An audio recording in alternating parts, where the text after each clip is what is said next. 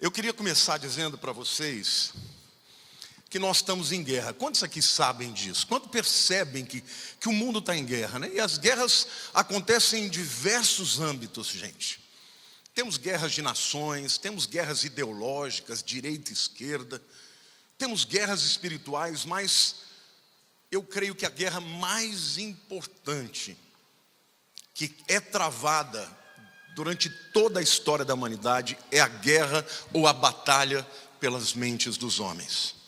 Então, em cada domingo eu vou falar sobre um âmbito diferente da guerra que nós estamos vivendo e guerras que foram profetizadas por Jesus. Eu queria que você imaginasse comigo dois extremos. De um lado, o império das trevas dirigido por Satanás. Do lado oposto, o reino do Filho do seu amor, o reino de Deus governado por Jesus. Tudo que está entre esses dois extremos é a batalha espiritual pela mente dos homens. Então, quanto mais próximo alguém está do império das trevas, mais dominado ele vai ser por Satanás, mais escravizado nos seus sentimentos, na sua autoimagem, destruída, não é? Diminuída, menos ele vai ter acesso aos dons, às habilidades que Deus deu para ele. Em contrapartida, do outro lado, quanto mais perto alguém está do reino de Deus, quanto mais a mente de Cristo interfere na sua mente, mais livre ele é, mais vida abundante ele tem, mais verdade ele conhece e a verdade liberta. E portanto, a batalha pelas nossas mentes acontece desde que a humanidade caiu e acontecerá até os últimos dias. Uma pessoa que está vencendo esta batalha, que está cada vez mais caminhando para a direção do reino de Deus, mais livre ela é, mais livre de uma autoimagem errada, mais livre de traumas, de feridas, mais livre porque ela é dominada pela verdade de Cristo Jesus. Amém? Agora, hoje eu quero fazer algumas reflexões que serão bem práticas. Desculpe aqui, eu tinha alguma coisinha aqui que eu comi que ficou, viu, para trás. Quanto mais nós conhecemos a respeito dessa batalha, melhor nós vamos enfrentá-la e mais preparados nós estaremos para vencer quaisquer que sejam os desafios impostos pela vida. Onde originou? A primeira reflexão que eu quero fazer é onde originou esta batalha. Diga assim, no Éden. Queridos, vocês conhecem a história, sabem que Satanás chegou para Eva e disse assim, olha, Deus falou que você não pode comer daquele fruto, porque o dia que você comer vai morrer? É mentira. Não é nada disso. O que Deus está fazendo é escondendo o melhor para Ele. Ele sabe que no dia que você comer, você vai ser como Ele, vai ser Deus, conhecedor do bem e do mal. E aquela batalha que começou no Éden, ela continua atuando na vida dos seres humanos. A primeira coisa que aconteceu foi gerar dúvida quanto à palavra de Deus.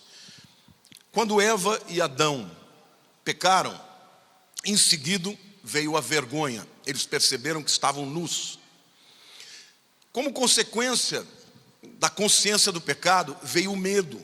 Eles fugiram e se esconderam. Quando Deus apareceu, Adão, onde estás? Ele estava escondido, porque ele teve medo de Deus. E aí quando Deus vem e começa uma conversa com ele, a primeira coisa que Eva fala, ela transfere a culpa, né? Foi a serpente. Adão falou, foi a Eva. E aí o homem começa a viver com culpa, ao invés de experimentar o perdão e a libertação.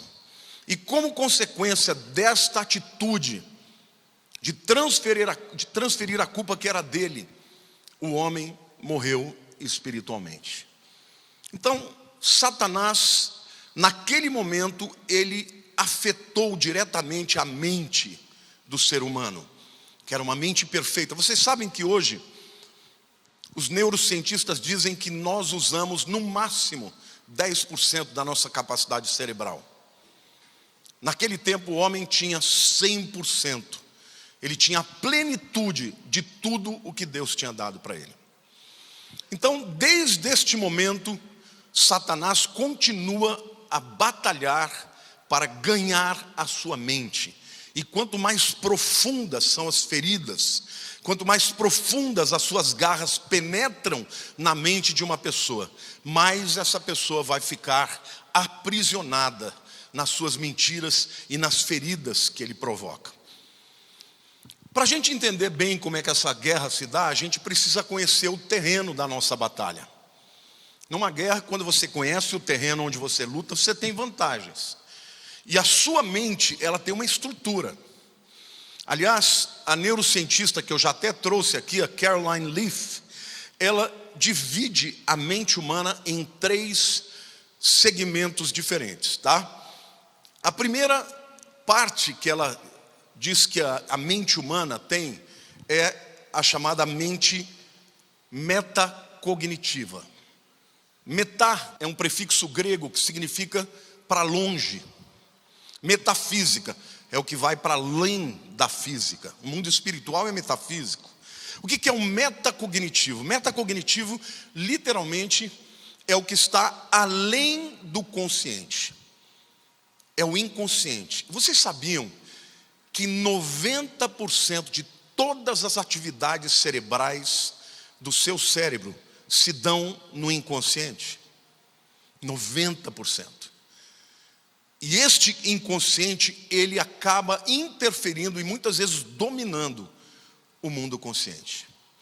O segundo aspecto da mente humana, que a doutora Caroline Leaf diz, é a mente cognitiva. É aquilo que você pensa, aquilo que você compreende, são os teus pensamentos conscientes.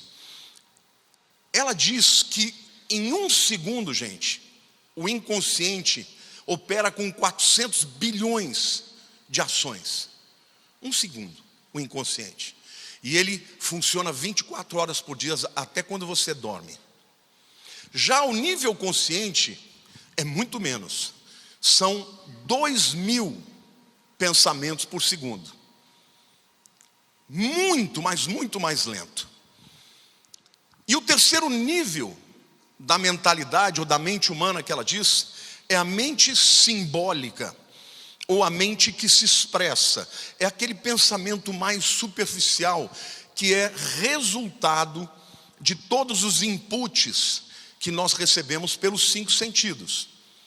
Por exemplo, o que eu ouço, ou vocês estão me ouvindo agora, vocês estão certamente pensando, refletindo. Então, o primeiro pensamento superficial que vem do que ouvimos, do que vemos, do que tocamos, do que sentimos, é o que ela chama de mente expressiva. Então, é aquilo que eu falo, aquilo que eu respondo quando alguém me pergunta, é esse nível mais superficial. Vamos ver se nós entendemos? Diga assim: mente simbólica, ou que se expressa. Primeiro nível. Diga, mente consciente, que é a mente que elabora mais profundamente os pensamentos. E a mente inconsciente, diga, mente inconsciente, é aquilo que nós não controlamos. Gente, 90% de tudo que você pensa é influenciado pelo inconsciente. O inconsciente interfere diretamente no teu consciente. Então, na verdade, é um ciclo, né? O que o mundo me apresenta de inputs, que eu vejo, que eu ouço, que eu toco, que eu provo no paladar, através dos 5 sentidos, gera respostas da mente cognitiva, mas vai mais profundamente até o inconsciente. E por isso muitas feridas acabam interferindo na mente e na mentalidade de pessoas, de maneira que essas pessoas não conseguem romper, não conseguem ter vitória na sua vida pessoal, a despeito de terem muitos dons, muitos talentos. Há um pastor, um grande estudioso do comportamento humano, chamado John Maxwell.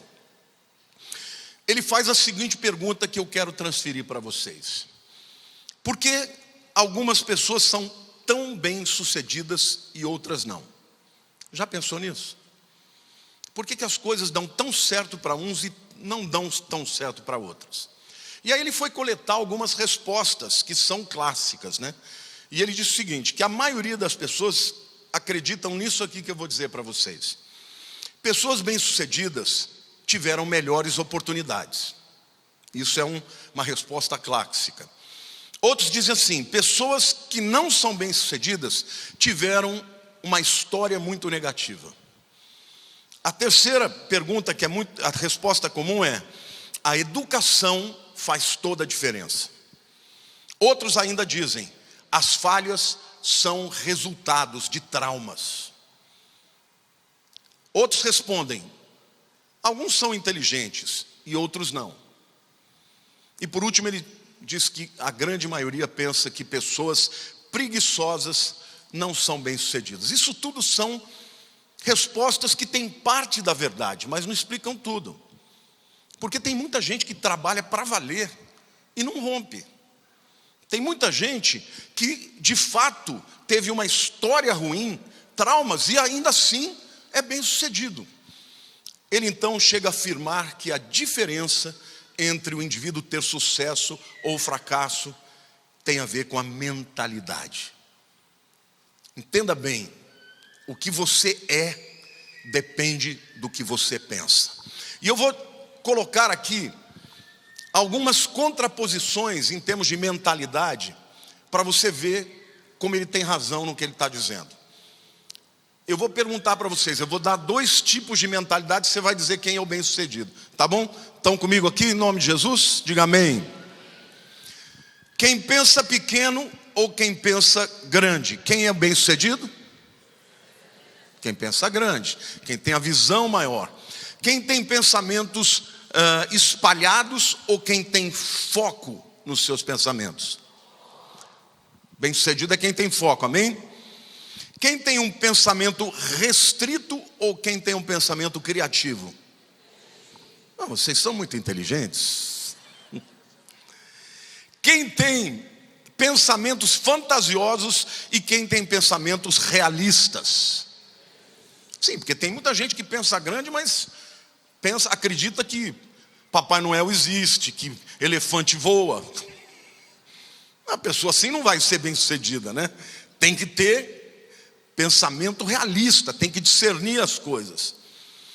Quem tem pensamentos impulsivos ou pensamentos reflexivos? Quem é que é bem-sucedido aí? Reflexivos.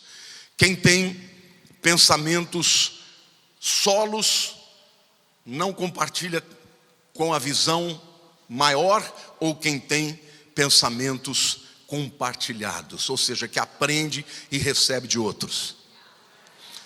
Ou seja, ele diz o seguinte: a diferença entre o indivíduo bem-sucedido e o indivíduo fracassado é basicamente na sua mente. É a mente do homem que vai dar a ele condições de ser brilhante, de ser destacado, de ir além da mediocridade, de ficar além da média. Agora, a verdade é que Deus deu para o ser humano, para cada um dos seres humanos, uma mente brilhante. Mas nem todos desenvolvem uma mentalidade brilhante. E por quê? Por conta daquela metáfora que eu usei. Quanto mais nós somos arrastados para a presença do mundo das trevas, do império das trevas, mais nós vamos ser aprisionados em sentimentos contrários, em medo, em ansiedade, em sentimentos de que eu não consigo, eu não posso. E o outro indivíduo, por exemplo, que cresce num lar onde o pai e a mãe o amam, o encorajam, de que você é capaz, esse indivíduo desenvolve uma mentalidade em que ele acredita e ele desenvolve o seu potencial e, portanto, tem uma vida de sucesso. A terceira reflexão que eu quero fazer a respeito dessa batalha pela mente dos homens é sobre o alvo principal de Satanás. Você sabia qual é o alvo principal do diabo na sua vida? João 10:10 diz assim: o ladrão vem somente para roubar, matar e destruir. E Jesus disse: eu vim para que tenham vida em abundância. Qual é o alvo, qual é o propósito de Satanás para cada um de nós? Não só tirar a nossa vida, mas tornar a nossa existência miserável. Fazer de você uma pessoa triste, uma pessoa desconfiada, uma pessoa cheia de medo, cheia de cadeias, e por fim, te afastar completamente de Deus e tirar a sua vida, tanto física quanto emocional e espiritual. Mas Jesus disse: eu vim para que tenham vida e a tenham em abundância. Então, a luta pela vida humana, a luta pela mente humana, é a principal guerra, batalha que existe entre o reino de Deus e o reino das trevas.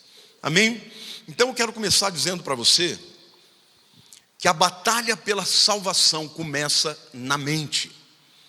Lá em Mateus 16:26, Jesus diz: por que aproveitará o homem se ganhar o mundo inteiro e perder a sua alma? Ou que dará o homem em troca da sua alma? Ou seja, o que vale mais na vida de um ser humano do que a sua própria alma? E aqui Jesus está deixando claro que nessa guerra, nem sempre o diabo vai tomar tudo que você tem financeiramente. Aliás, existem pessoas que têm tudo, mas a sua alma foi conquistada e foi perdida.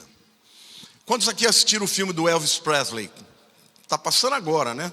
Começou agora passar, eu não me lembro qual que é dessas plataformas aí.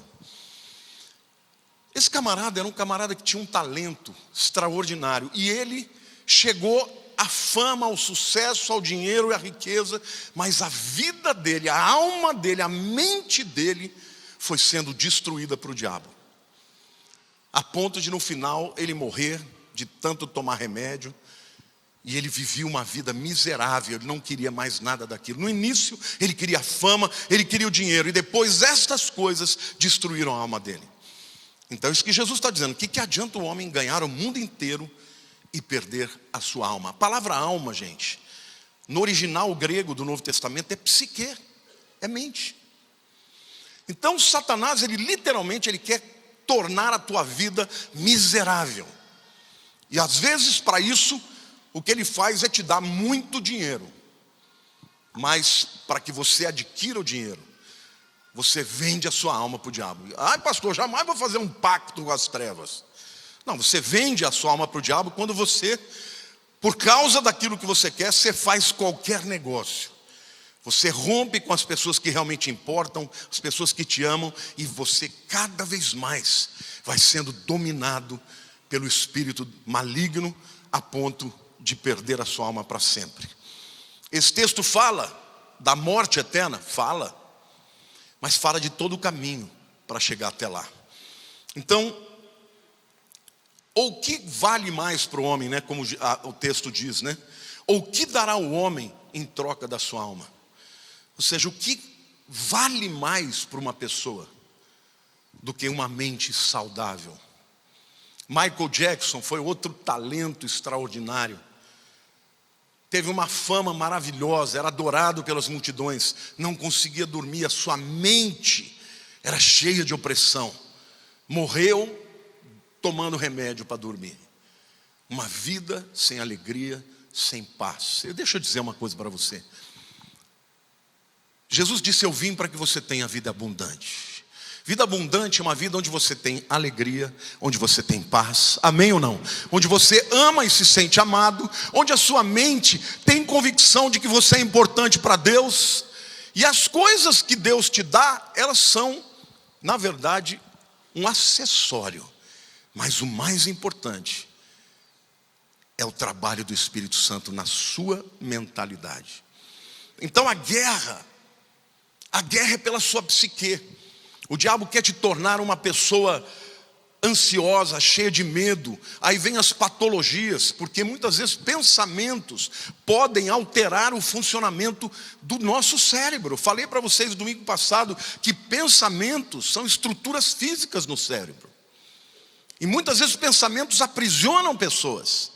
E aí vem todos os distúrbios psiquiátricos ou psíquicos que a própria ciência fala.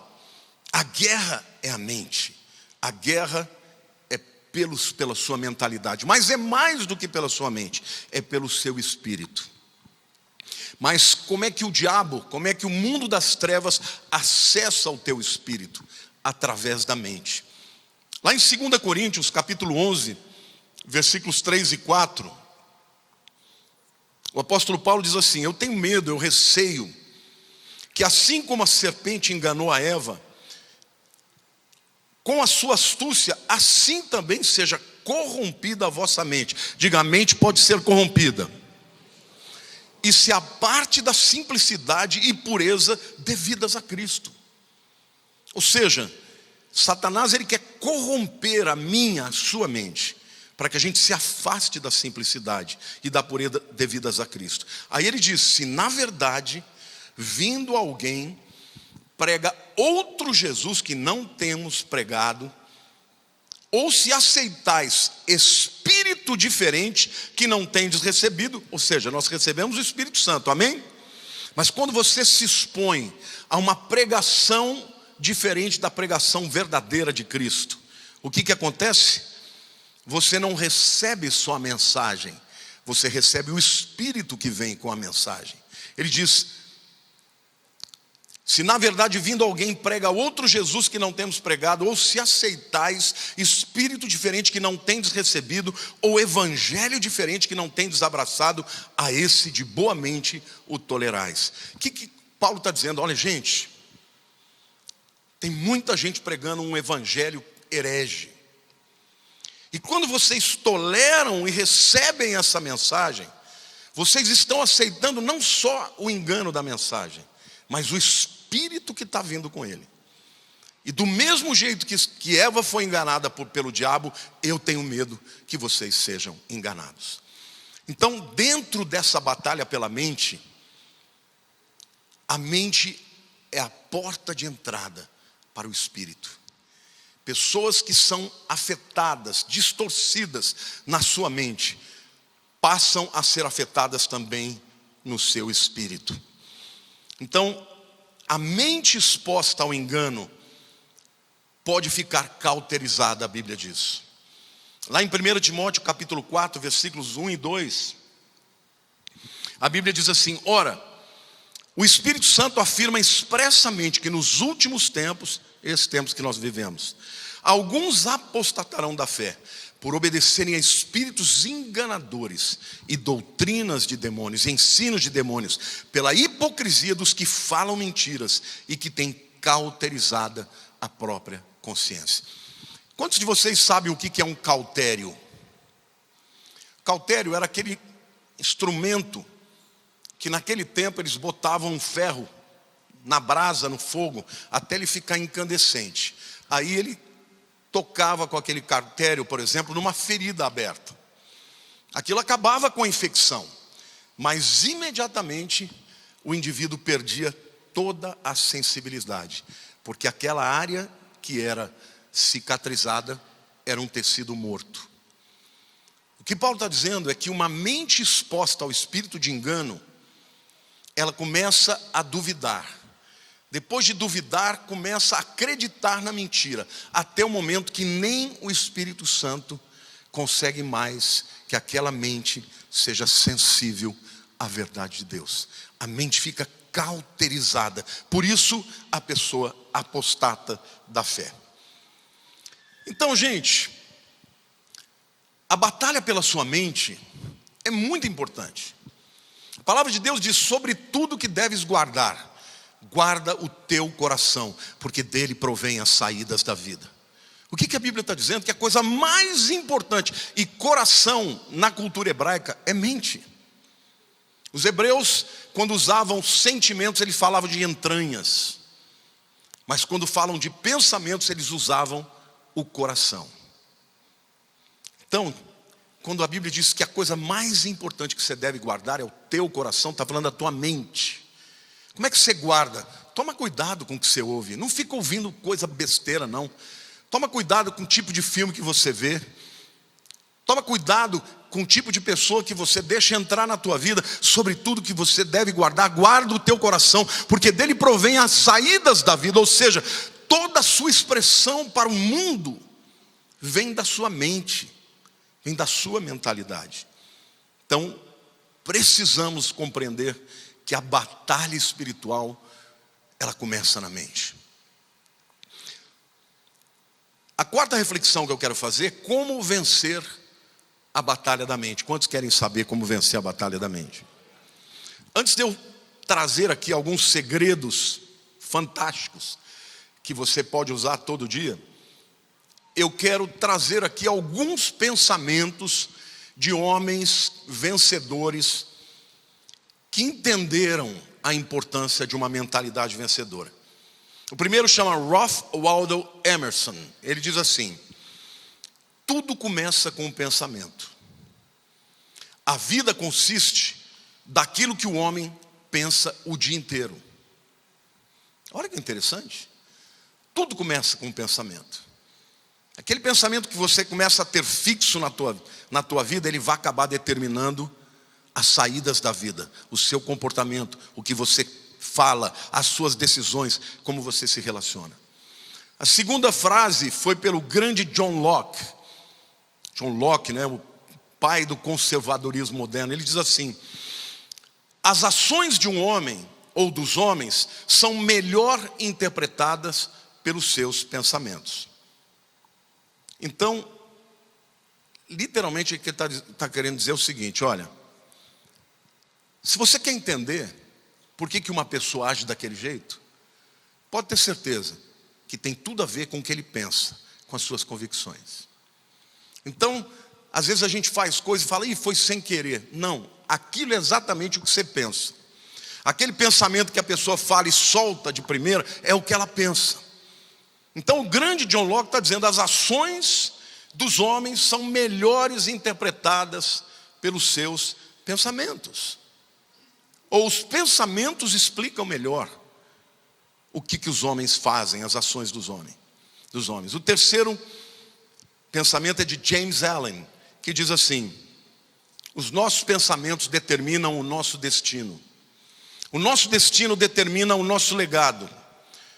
Você está no lugar em que os teus pensamentos te trouxeram, e você estará amanhã onde os teus pensamentos te levarem. Interessante isso, né? O quarto pensamento é de William Arthur Ward, que diz assim: pessoas que chegam no topo pensam diferentemente dos outros. Nada limita mais as realizações do que o pensamento pequeno. Nada expande mais as possibilidades do que o pensamento liberto. E por último, o mais sábio de todos eles, o apóstolo Paulo. Em Filipenses 4:8 ele diz assim: finalmente, irmãos, tudo que é verdadeiro, tudo que é respeitável, tudo que é justo, tudo que é puro, tudo que é amável, tudo que é de boa fama, se alguma virtude há e se algum louvor existe, seja isto que ocupe o vosso pensamento. Amém, igreja? Você pode aplaudir o Senhor?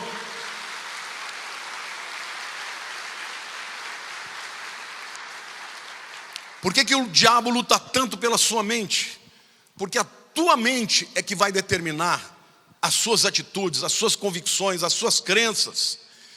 É a tua mente. Uma mente liberta é uma mente que crê, que confia, que entrega, que tem coragem de assumir os desafios que Deus tem para ela.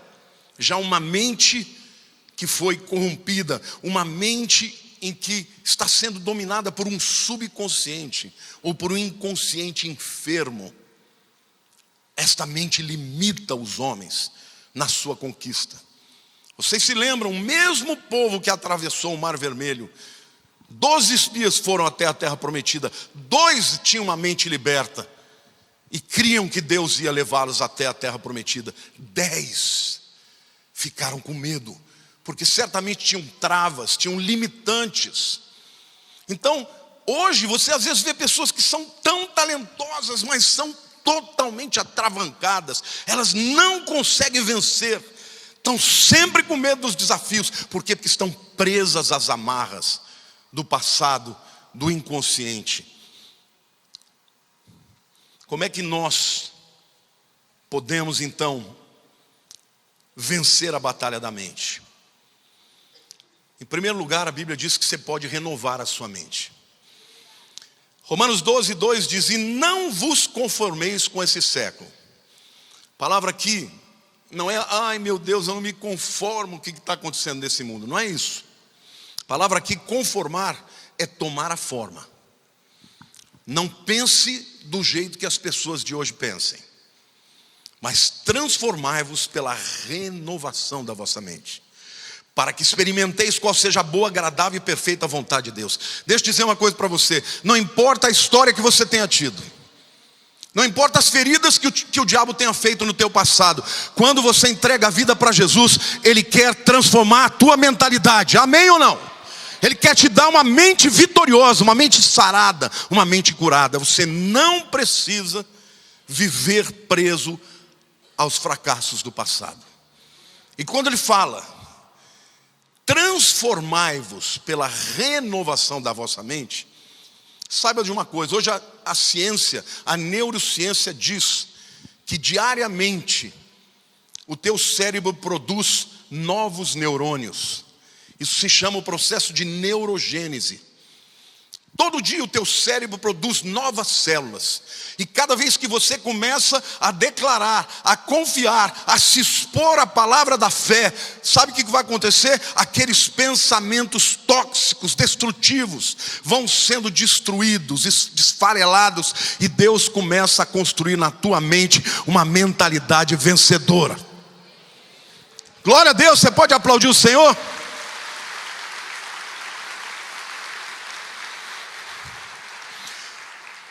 Queridos, eu cresci ouvindo de todo mundo que o que ia acontecer com a minha vida não era coisa boa. Cresci ouvindo de professores, diretores, fui expulso de escola. As pessoas diziam para minha mãe: esse menino não tem jeito, ninguém segura ele. Graças a Deus, porque minha mãe dizia: eles estão tudo com inveja de vocês. Vocês são os mais lindos, mais inteligentes. Eles estão tudo com inveja de vocês. Mas eu cresci com aquele sentimento. Muitas vezes olhando os olhares dos pais dos meus amigos, que não tinham prazer que eles andassem comigo, porque eu ia levá-los para o mau caminho. Mas um dia eu conheci Jesus. E eu me lembro que no dia que eu entreguei a minha vida para Jesus, o que eu senti foi amor, foi aceitação. Não é isso que eu tenho para você.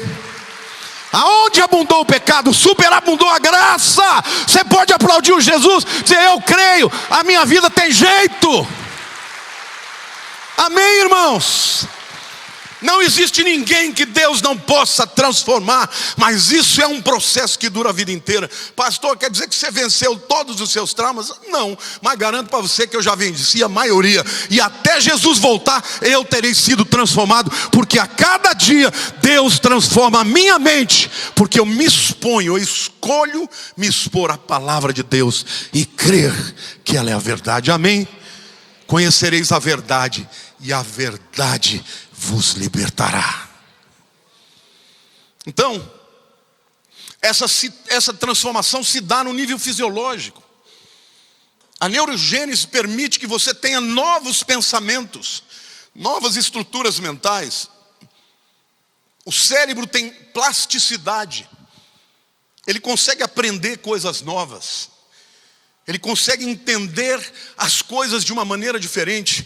Prefira crer no que Deus pensa de você e não do que a tua história fez você acreditar. É mentira que você é desamado, que Deus não se importa com você.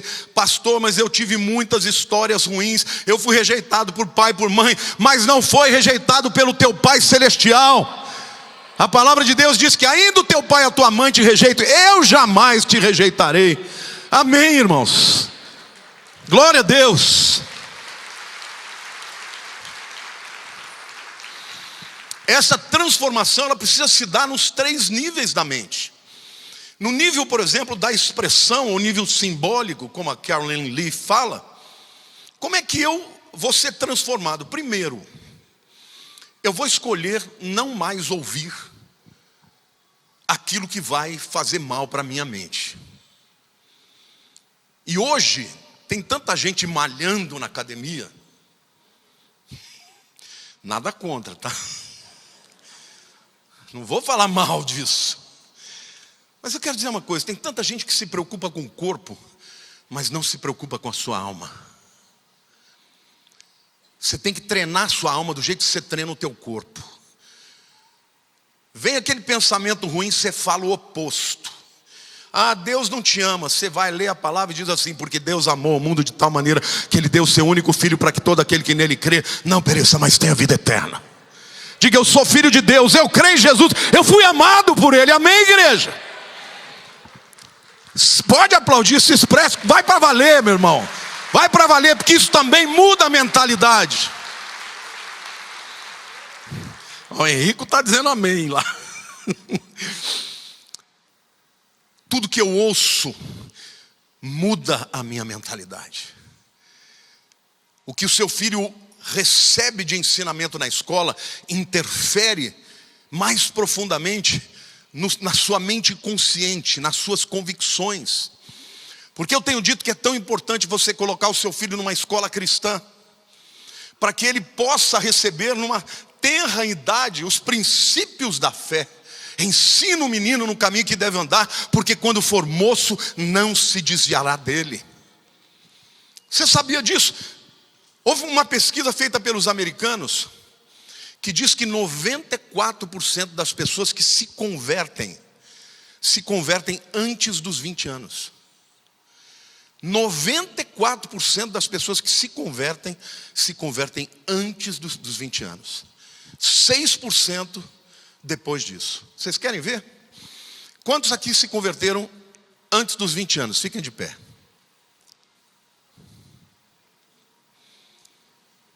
Olha que multidão. Quantos aqui se converteram? Podem sentar. Depois dos 20 anos. Fiquem de pé.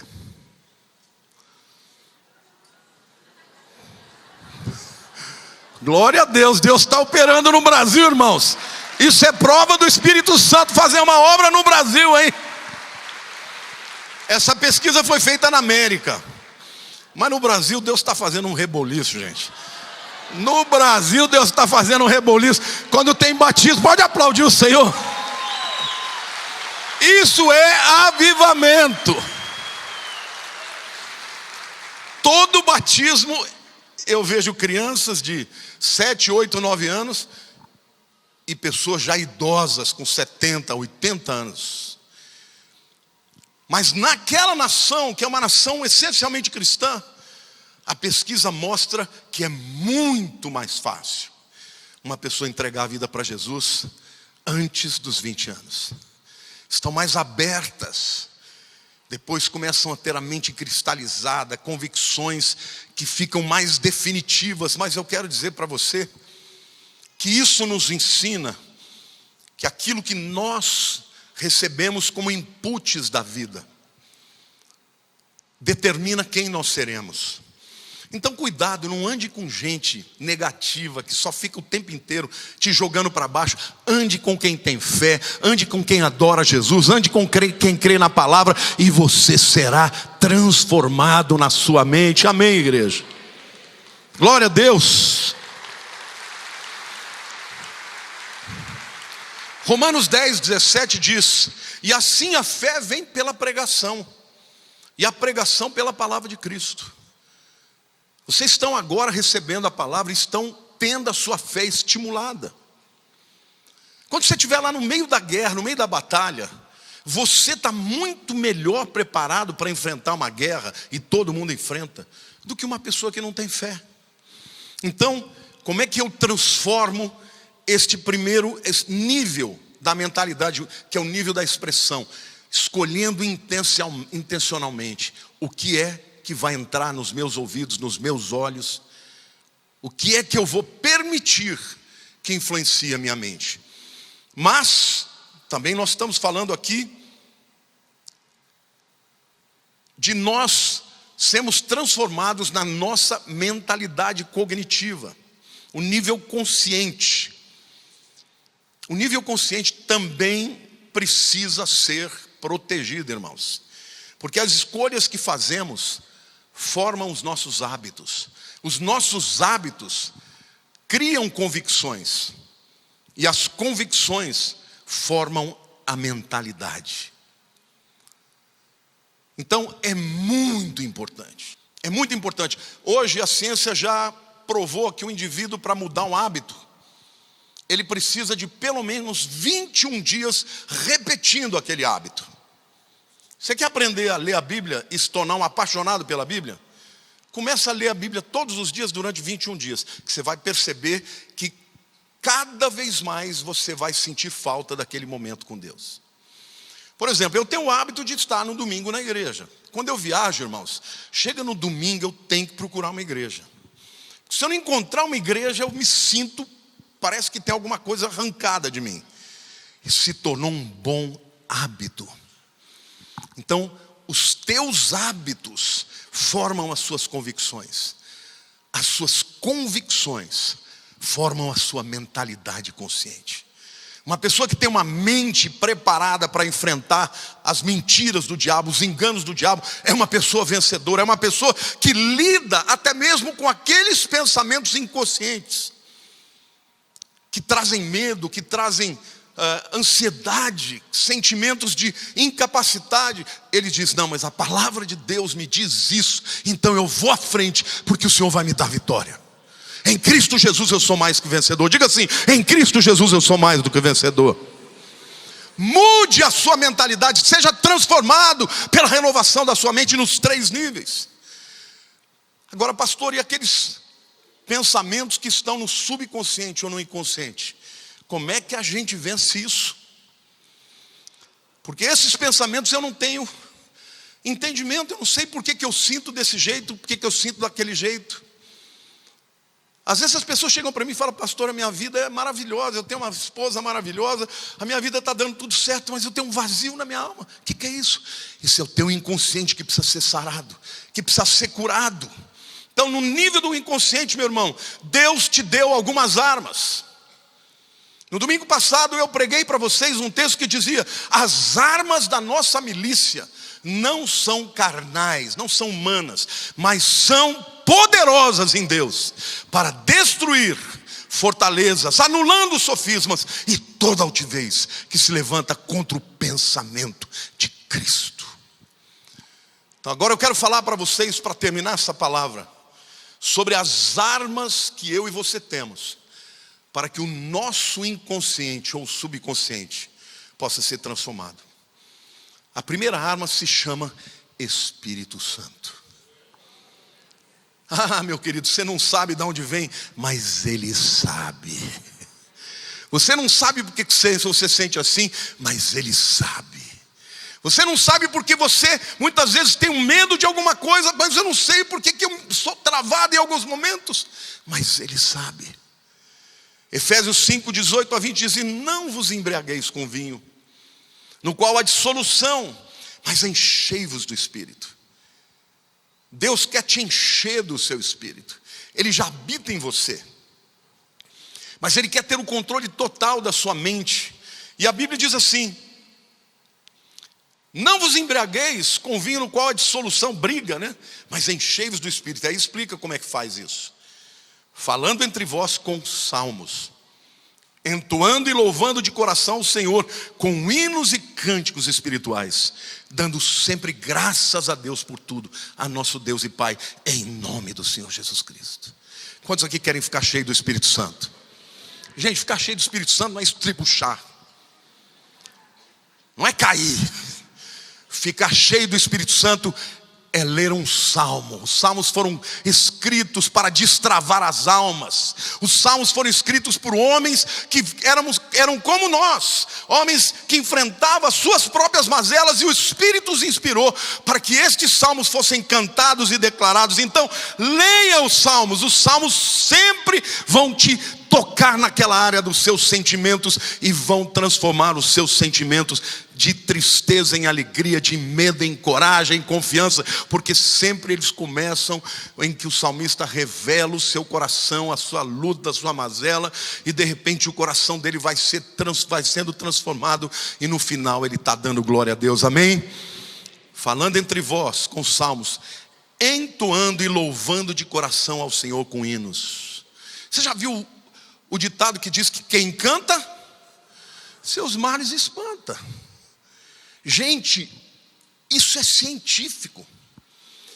Vocês sabiam que tem vaca que para ter uma carne mais macia, ouve música clássica? Elas nascem e ficam penduradas para não criar musculatura, aí fica só ouvindo musiquinha.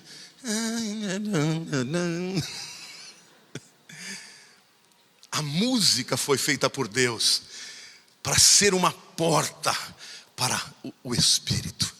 Ela amolece a alma. Eu me converti, gente. Pensa num moleque de 19 anos duro. Fui para aquele acampamento, levei um monte de garrafa de uísque, um monte de maço de cigarro. Eu falei, eu vou azucrinar com essas crentes. Essas meninas crentes, eu vou azucrinar com elas. Chegou lá, na primeira noite, começou o louvor. E eu músico, né? Aquele louvor do céu, eu já comecei a ficar quebrantado, mas duro. E aquele louvor foi quebrando o meu coração. A hora que eu vi, eu estava lá na frente, dizendo, eu quero Jesus na minha vida. A música é importante. Agora, depende da música. Eu nunca vi uma pessoa que quer ficar bem da alma botar um heavy metal. Oh, glória a Deus.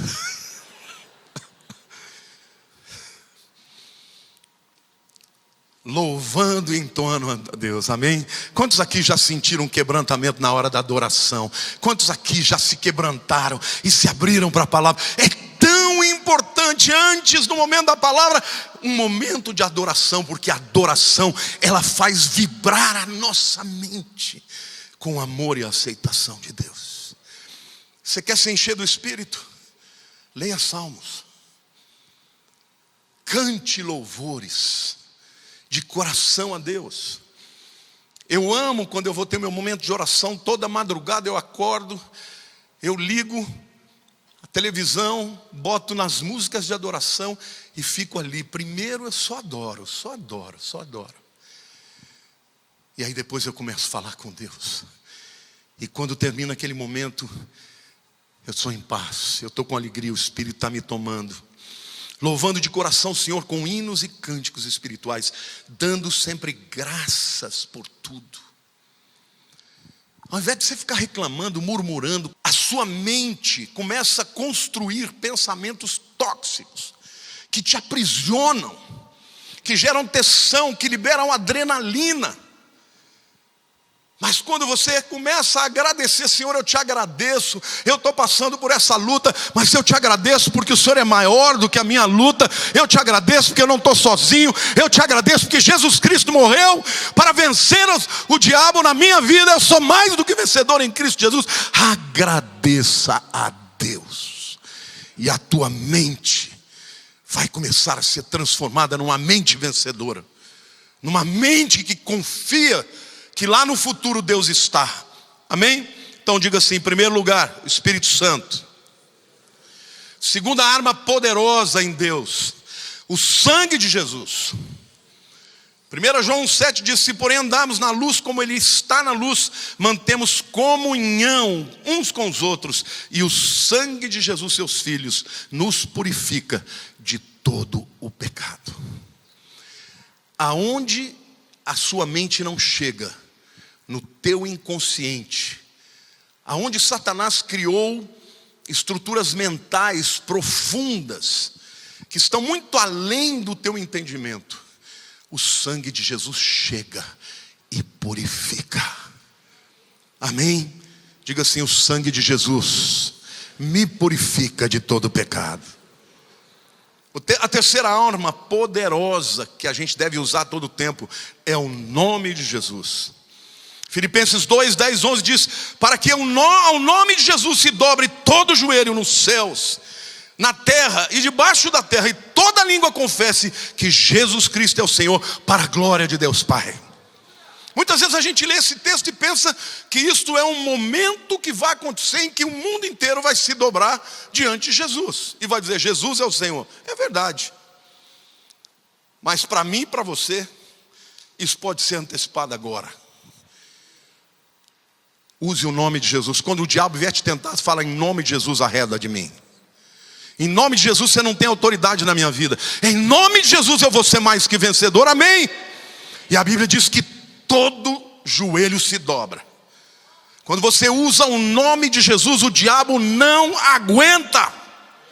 Quando você vai na tua força, na tua própria capacidade, você vai perder. Mas quando você clama o nome de Jesus e declara o nome de Jesus, ele é derrotado. Então, meu irmão, use esse nome todo dia. Quando você for orar, diga: Senhor, não é na minha capacidade, não é no meu mérito, mas é no nome de Jesus. Jesus nos ensinou naquele dia. Ele está falando para os discípulos: quando eu não estiver mais presente com vocês, vocês vão chegar ao Pai e vão orar ao Pai em meu nome, e tudo vos será concedido. Meu querido, quando você chega na presença de Deus, fala: Deus, eu sei que eu sou pecador, eu sei que eu não mereço, mas aqui, Senhor, eu tenho uma palavra para te dar. Eu tenho uma coisa para te dizer, meu Deus. Eu estou orando num nome que é sobre todo nome, que é um passe livre para a tua presença, que é o nome do teu filho Jesus. Eu creio neste nome, e o inferno vai se dobrar. Amém? Aplauda o Senhor. Se expresse, igreja. Este nome é poderoso. Então, quando você estiver temendo o futuro, quando você estiver debaixo de opressão maligna, clame o nome de Jesus, que este nome é poderoso. Aleluia, aleluia. A quarta arma é a armadura de Deus. Efésios 6, de 13 a 18, eu vou ler rapidamente, diz: portanto, tomai toda a armadura de Deus, para que possais resistir no dia mau, e depois de terdes vencido tudo, permanecer inabaláveis. Quando você toma a armadura e vem o dia mau, você vence e permanece inabalável. Estais, pois, firmes, cingindo-vos com a verdade, e vestindo-se da couraça da justiça. Calçai os evangelhos com a preparação do evangelho da paz, embraçando sempre o escudo da fé, com o qual podereis apagar todos os dardos inflamados do maligno. O apóstolo Paulo está falando dos inimigos do exército romano, que não podiam entrar em luta com os romanos, então eles atiravam flechas com betume na ponta e pegando fogo. Mas quando essas flechas encontravam o escudo romano, que era revestido de couro e encharcado em água, elas eram apagadas. E a Bíblia está dizendo que quando o inimigo lança sobre você pensamentos e você protege aquele escudo. Quantos de vocês já viram em filme aquela formação de tartaruga, em que todo o exército se abaixa e toda a cobertura deles é feita pelos escudos? Quantos já viram isso? Aqueles escudos eram feitos de couro, encharcados em água. Quando desciam as flechas, elas apagavam. A Bíblia está dizendo que quando você coloca o escudo da fé, aquele pensamento vem sobre você, mas ele é apagado. Você pode apagar todas as flechas inflamadas do maligno pelo escudo da fé. Amém, igreja? Veja como tudo isso tem a ver com mente. E o texto continua dizendo: tomai também o capacete da salvação. Veja, queridos, o capacete era para você guardar a sua mente, a sua cabeça de uma espadada. E o capacete da salvação protege a sua mente. Você se renova, mas quando o diabo se levanta, você se protege com o capacete da salvação. E aí ele dizia: a espada do Espírito, que é a palavra de Deus. Com toda oração e súplica, orando em todo o tempo no Espírito, para isto, vigiando com toda perseverança e súplica por todos os santos.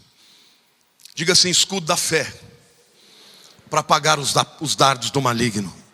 Diga: capacete da salvação, para impedir pensamentos que vão transformar a sua vida. Diga: espada do Espírito, que é a palavra de Deus. Vejam como a única arma que nós temos que é de ataque é a espada do Espírito, que é a palavra de Deus. Como é que você vence pensamentos destrutivos? Pela palavra de Deus. Eu já aprendi há muitos anos que a verdade não tem nada a ver com o que eu sinto, mas tem a ver com o que a palavra de Deus diz. Quando Satanás começa a dominar as nossas almas e a gente começa a ficar acabrunhado, triste, irritado, abatido, com medo, com dúvida do amor de Deus, sabe como você vence? Você lê em voz alta a palavra de Deus e diz: Satanás, eu não acredito no que você está me dizendo, eu prefiro crer na palavra de Deus, porque passarão os céus e a terra, mas as minhas palavras permanecerão. Amém, igreja? A palavra de Cristo não volta atrás.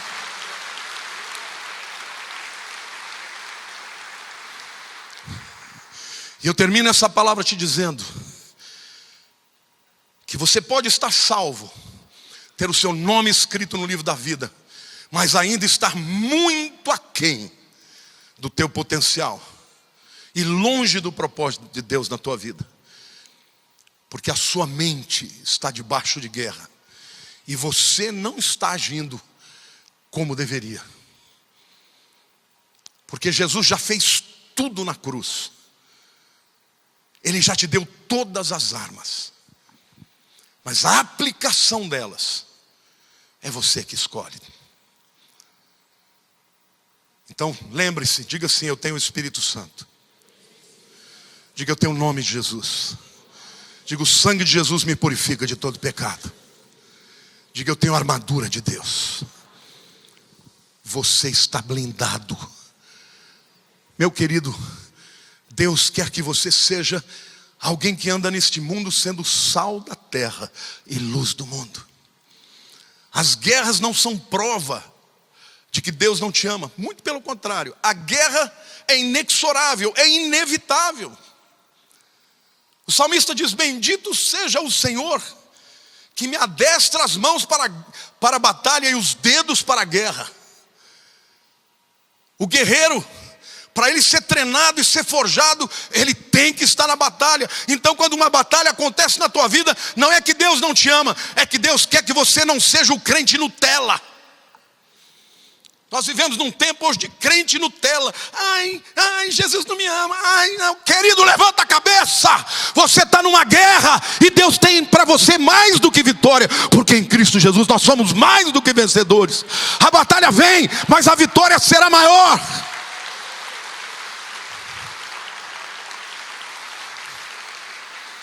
Se o diabo disser para você: mas você está em pecado, você não vai vencer, o diabo vai te vencer. Confessa o teu pecado. Se confessarmos os pecados, Ele é fiel e justo para nos perdoar os pecados e nos purificar de toda injustiça. O que você não pode é se entregar para a batalha e dizer: eu já perdi. A que exército você serve? Quantos aqui fazem parte do reino de Deus? O nosso general é Cristo e Ele já venceu. Nós estamos aqui na terra para conquistar. Deus ainda tem muita conquista para o seu povo. O reino das trevas está fazendo de tudo.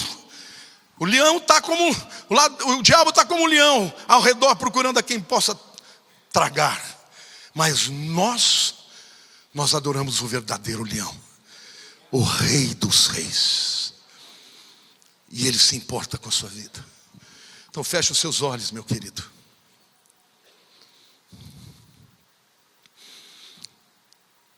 A minha oração, enquanto eu estava preparando essa palavra, eu disse: Senhor,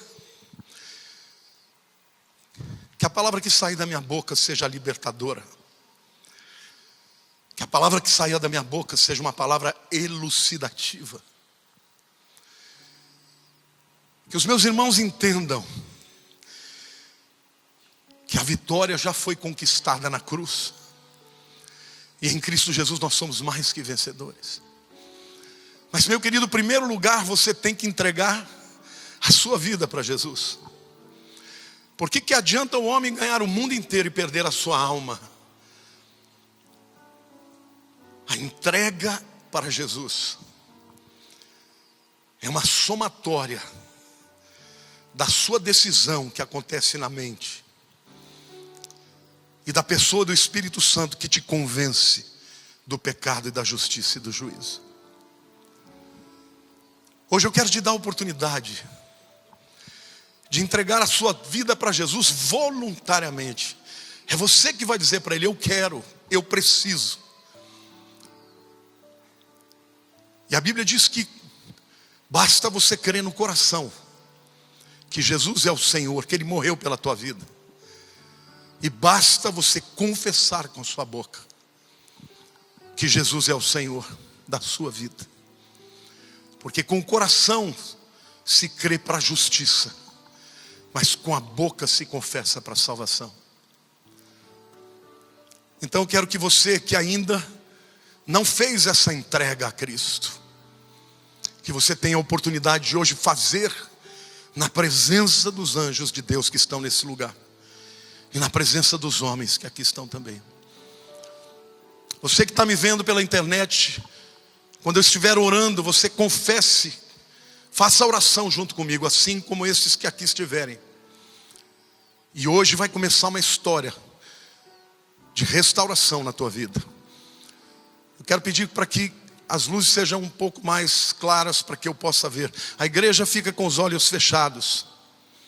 Mas se houver alguém aqui hoje que quer entregar a sua alma, a sua mente, a sua vida para Jesus, para viver uma vida abundante, uma vida de vitória, eu quero que você levante a mão onde você estiver e eu vou orar com você e por você.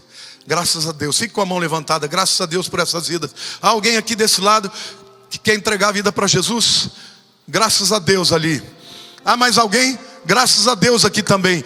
Queridos, vem aqui à frente, eu vou orar com você. Sai do teu lugar, hoje vai começar uma nova história. E você que está me vendo pela internet, você também pode entregar a sua vida para Jesus. Saia, venha, não tenha vergonha. Hoje é uma decisão sua. É você que está dizendo para Deus: eu estou entregando, Senhor, a minha mente e o meu coração. Eu quero que a igreja aplauda mais, gente. Esse é o momento mais importante. É o motivo pelo qual Jesus morreu.